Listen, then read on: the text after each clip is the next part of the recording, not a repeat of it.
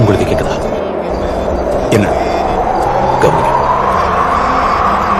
உங்களுக்கு என்ன கேக்குது? காத்தோட சத்தம். காத்துதான் உங்களுக்கு எப்படி தெரியும்? ஏன்னா என்னால அது உணர முடியுது. அதோட ஒலியையும் நான் கேட்கிறேன். அது எங்க இருந்து வருதுன்னு தெரியுமா? தெரியாது. எங்க போகுதுன்னு தெரியுமா? தெரியாது. ஆவியில மீண்டும் பிறக்கிறதும் கூட அதே மாதிரிதான். ஆவியானவர் அதிசயத்தக்க வகையில உங்களுக்குள்ள செயல்படலாம். ஆவியானவரை பார்க்க முடியலனாலும் அவர் செயல்பாட்டை உங்களால அடையாளம் காண முடியும். இந்த வார்த்தைகள் சட்ட ஆசிரியர்கள் மத்தியில எந்த மாதிரியான பரபரப்பை ஏற்படுத்த போதுங்கிற எண்ணத்துல என் மனம் திளைக்குது. ஆமா, நானும் வேறு விதமா எதிர்பார்க்கல. நாங்க அறிந்திருக்கிறத சொல்லி கண்டதை குறித்து சாட்சி கொடுக்கிறோம். போதகரா, நீங்க எங்க சாட்சி ஏத்துக்கிறது இல்ல. இதை ஏத்துக்க கடினமா இருக்கு. பூமி கடுத்த காரியங்களை நான் உங்களுக்கு சொல்லியும் நீங்க விசுவாசிக்கவே இல்லையே. பரம காரியங்களை உங்களுக்கு சொல்வேன், நான் எப்படி உங்க வார்த்தையில விசுவாசிக்கிறேன். நீங்க மௌனமா ஆவறதுக்கு முன்னாடி நிறைய பேசுறதுக்கு வாய்ப்புகள் கிடைக்காதோன்னு நான் பயப்படுறேன். நான் நிறைய பேசுறதை விட அதிகமா செயல்படுத்துவேன். நிக்கோதேமு, நிறைய அற்புதங்களா?